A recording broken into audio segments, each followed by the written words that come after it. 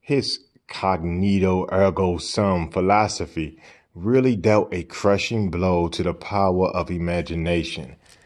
Translated, his I know therefore I am philosophy means total reliance on material sensual data at the expense of intuition. In other words, Descartes sensed that the pineal gland was the seat of the soul and purposely fashioned his rationalist philosophy against the truth of his own intuition. Aristotle was right when he said reason is subject to error. Still, I found it interesting that the pineal, the small protrusion in the center of the brain, is the seat of the soul. Distracted me, John said. Hudson says they used the same powder in Egypt for spiritual journeys. For a moment, I didn't know what to think of his powder. Hudson had to be talking about white magic. Two works came to my mind, the Egyptian Mysteries and On Daemons, both by Iamblichus, a 3rd century mystic and occultist who founded a school of Demiurgic magic to investigate nature's occult powers.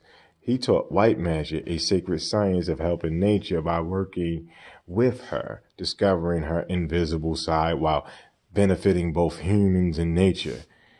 Iamblichus believed that humans have an innate superior faculty dormant in most men that allow us to penetrate into the core of matter and see any object as it really is, helping a man unite his divine spark into his parent flame, the divine, all, the seat of wisdom.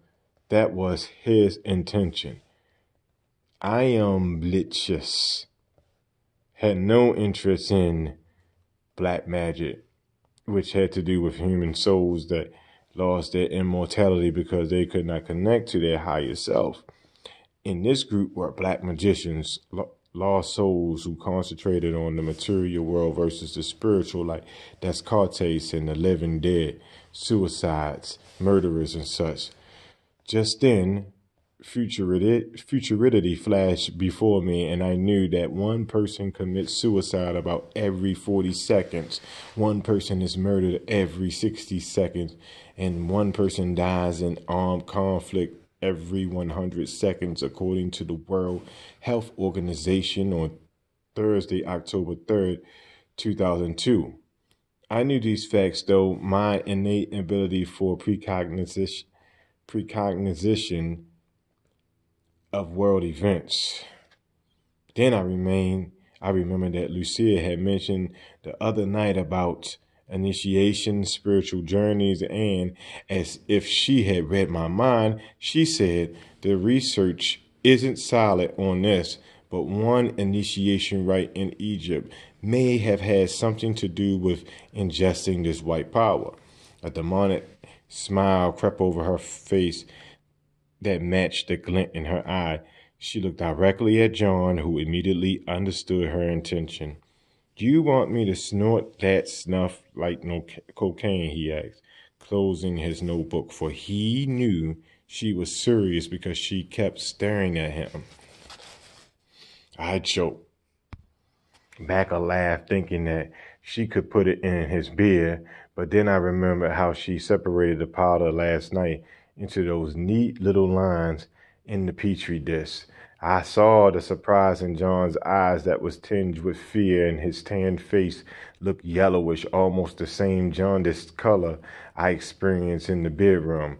Still paranoid, I looked quickly for the sun, not really wanting to see that huge hydrogen bomb, just wondering where the hell it was. Fortunately, it was higher in the sky and smaller. Soon the laboratory roof would block it from view. "Here's the plan," Lucia said as she walked into the adjoining living room where a massive Georgia O'Keeffe painting, a large sensuous red poppy, stretched the full length of well-stacked bookshelves. But John and I watched her closely out of curiosity, fear, and respect. With no hesitation, she selected a book, returned, pulled out her pen, and made some notations in the index margin. I want you to review these two masterpieces by Samuel Taylor Coleridge and take a little of the powder in a glass of water and tell me what the writings mean, she said. John cautiously took the book from her extended hand. I knew that if John took the powder, that I would have to also. As a friend, I could not let him do it alone. To my relief, John finally took off his classic fedora and looked like his old self, erudite, inquisitive, somber. Then he slowly opened the book. I've read both of these, he said abruptly, for John had studied most of the masterpieces. What is it you want to know? He asked. Lucia moved closer to him, inspecting him like a cat cornering his prey. I want to know the real meaning, John, not just the storyline, she said, staring at him. John knew what she meant. She wanted what Coleridge called the organic form, the innate form that shapes itself from within the work of art. She wanted the deep meaning that Coleridge himself may not have known. Speculative literary criticism would not satisfy her.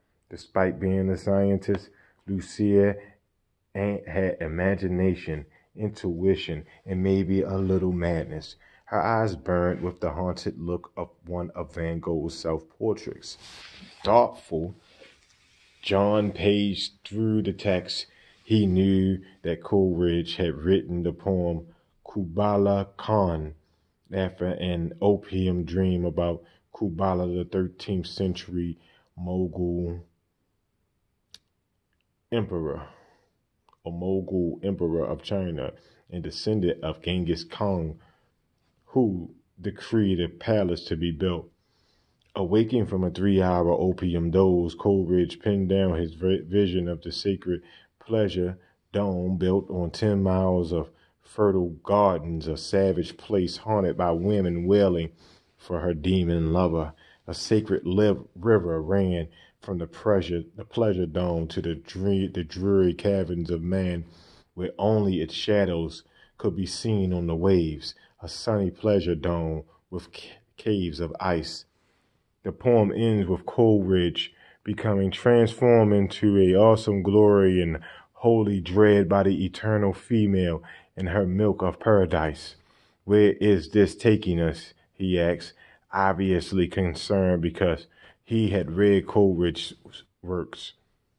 Look, she said, if this powder really was used in Egyptian rites in the king's chamber, then it can penetrate into the core of matter and see any object as it really is.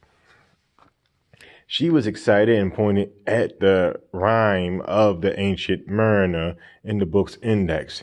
If you can take the powder, imagine one work of art at a time, see it in images, and let it speak through you, we might be able to understand the author's unconscious intention.